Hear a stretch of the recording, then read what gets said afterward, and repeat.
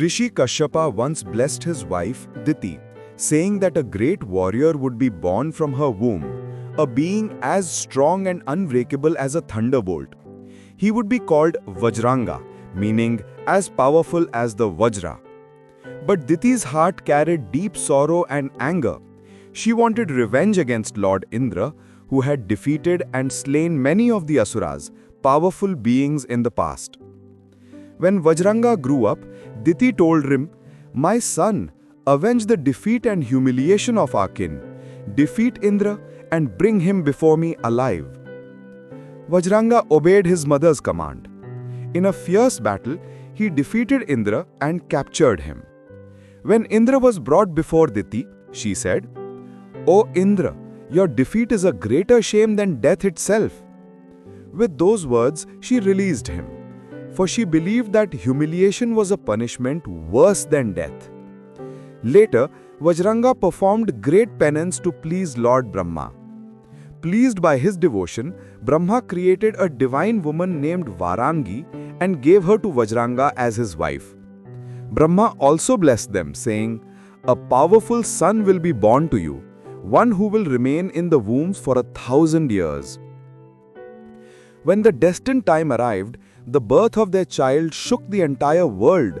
Earthquakes shook the land, the oceans roared, and the skies blazed with light. That child was Tarakasura, the mighty one. As he grew, Tarakasura became a fearless and powerful being. He befriended other great Asuras such as Kujambha and Mahisha. Later, he went to Mount Pariyatra and began deep meditation. For 100 years, he lived without food.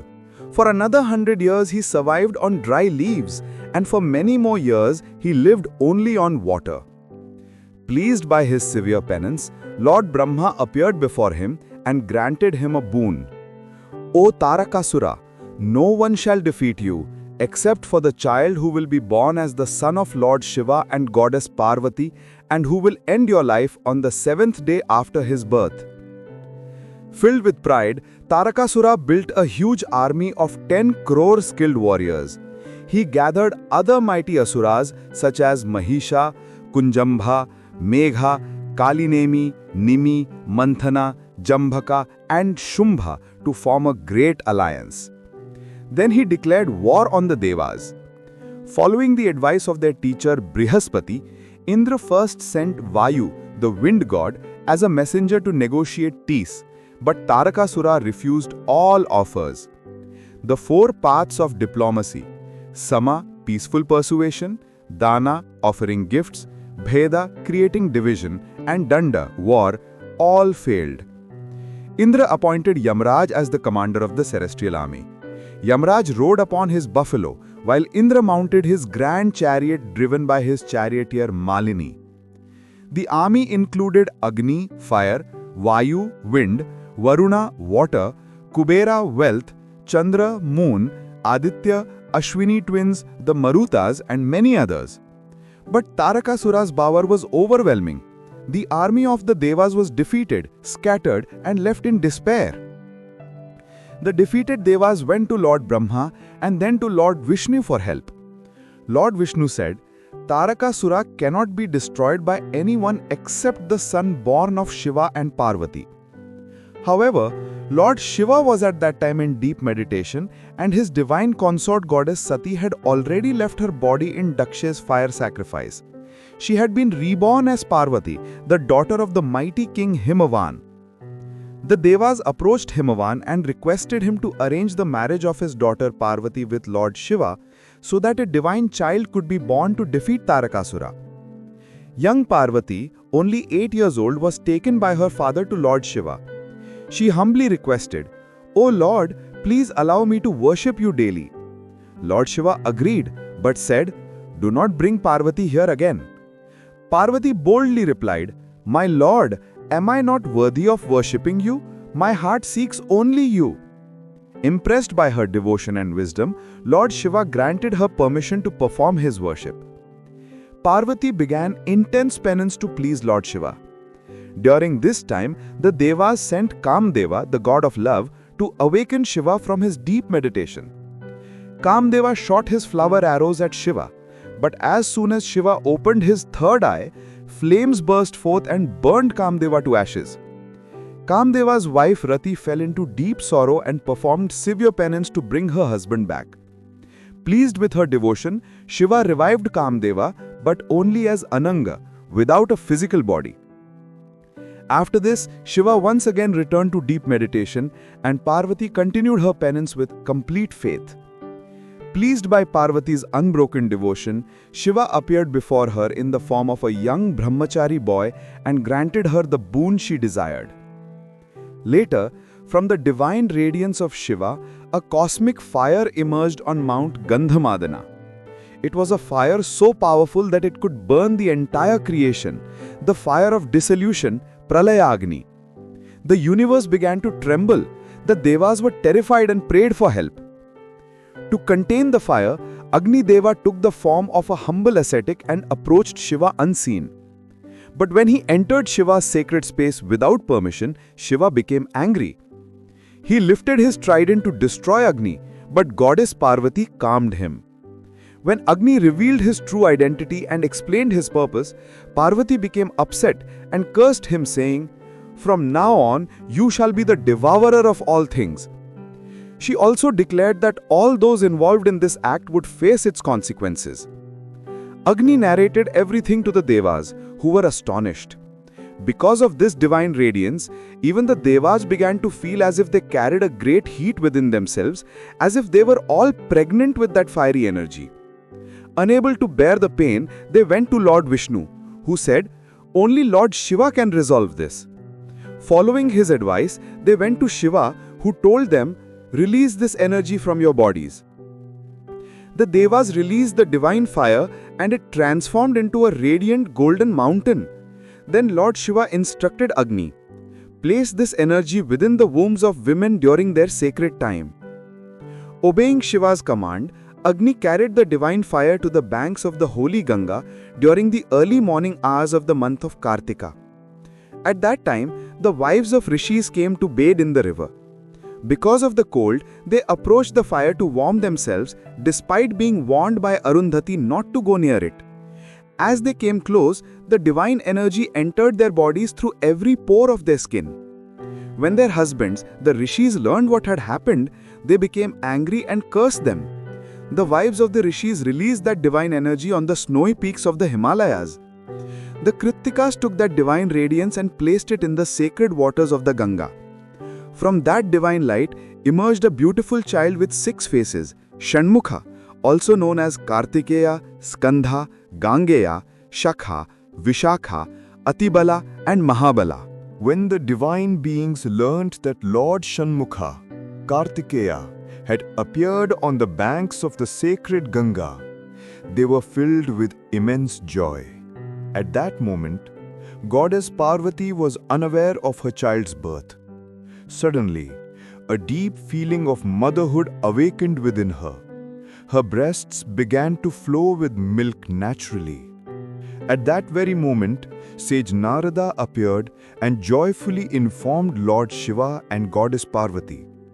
"On the banks of the holy Ganga, your divine son, Kumar Kartikeya, has manifested." Hearing this, Lord Shiva and Goddess Parvati immediately went toward the Ganga. Behind them followed the Devas, Yakshas, Gandharvas, Siddhas, and many other celestial beings. All gathered to witness the divine radiance of the child, whose brilliance filled the surroundings with light and bliss. Goddess Parvati lovingly lifted the child in her arms and nursed him with motherly affection. As the child sat in Lord Shiva's lap, he began to play, tugging at the serpents around Shiva's neck and joyfully playing with Vasuki. Even then, Kumar Kartikeya's education was not yet complete. He was still a young boy, but his divine glow was so powerful that even the Devas could barely look at him directly. Meanwhile, the Devas, still troubled by the terror of Tarakasura, once again went to Lord Shiva for help. With folded hands they said, "Lord, the time has come. please initiate Kumar Kartikeya for the great war. The purpose of his birth cannot be delayed any longer." Lord Shiva was deep in meditation, calm as the stillness before a storm. But the voices of the Devas carried pain and humility. Lord Shiva finally said, "Kumar is not merely my son. He is the embodiment of my own energy. He does not need to learn war. It is war itself that recognizes him." According to the ancient scriptures, Kartikeya was trained by Lord Shiva himself and by sage Agastya. He mastered control over his senses, meditation, the knowledge of divine weapons and sacred wisdom. This son of Shiva and Parvati was unmatched in valor, discipline and divine brilliance. When the Devas once again sought help from Lord Shiva and Goddess Parvati against Tarakasura, Goddess Parvati made a sacred vow. She knew that although Shiva's divine energy had manifested as a son, the destruction of Tarakasura could only be done by one who carried the complete power of Shakti within herself. Goddess Parvati closed her eyes, entered deep meditation, and gathered the energy of the entire feminine force of the universe within herself. From this energy, she created a divine weapon, the veil, the sacred spear, not merely a weapon of fire and light, but a direct blessing of the mother herself. Goddess Parvati gave the veil to her son and said, "My beloved child, this is not just a weapon. It holds within it all my energy and the strength of all creation. From this moment, that power will live within you, and whoever walks the path of arrogance, injustice, or cruelty, your spear will destroy that darkness. The world shall know you as Velayudha, the one who wields the sacred veil." With his mother's blessing, Kumar Kartikeya's radiance grew beyond measure. A fire-like glow surrounded him, and hope returned to the faces of the Devas. Now everyone knew the end of Tarakasura was near, and the victory of righteousness was certain. However, even though Kartikeya was the son of Shiva and Shakti, some of the Devas still doubted his strength. But Kartikeya did not respond. He chose silence, meditation, and discipline as his answer. He continued his practice day and night, mastering every form of weaponry and divine knowledge. Finally, with Lord Shiva's blessings, Lord Brahma and all the Devas declared Kartikeya as the commander of the celestial armies, Senapati. He was also united in marriage with Devi Sena, the beautiful daughter of Yama, the Lord of Death. Then Kumar Kartikeya bowed before Lord Shiva and said, "Father, I have prepared myself in every way. Now please allow me to fulfill the purpose for which I was born." Lord Shiva smiled and embraced his son lovingly.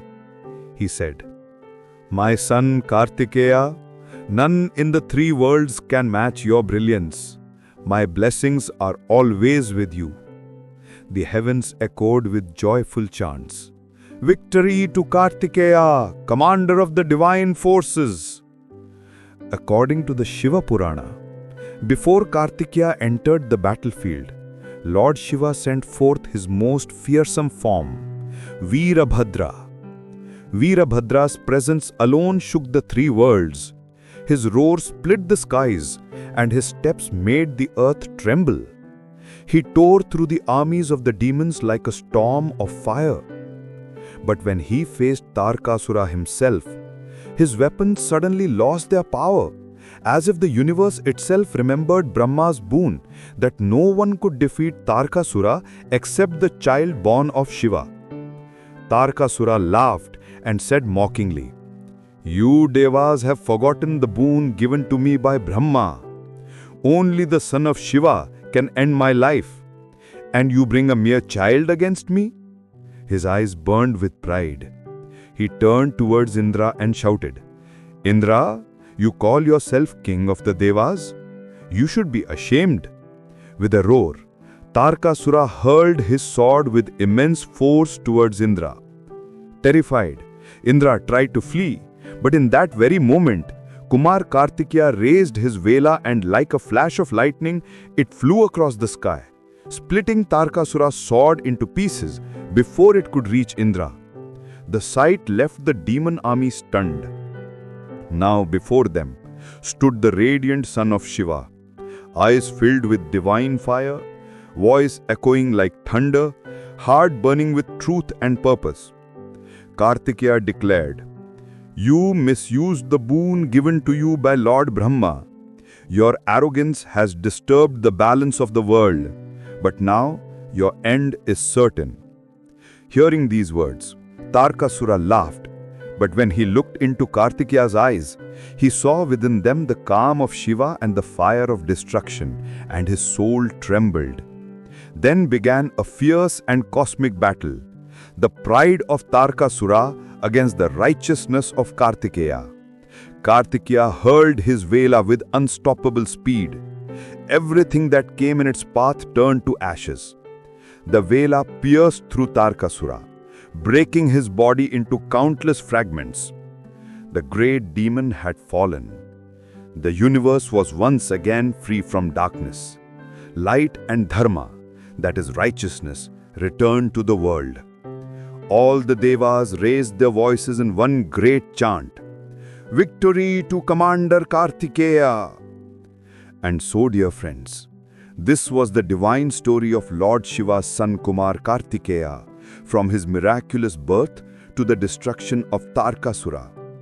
A divine child who freed the world from evil and who through discipline, devotion and courage became the protector of the devas and the upholder of Dharma. If you enjoyed this story, please like, share and subscribe to our channel. And tell us in the comments, who is your favorite deity? Do you worship Lord Kartikeya? Om Namah Shivaya.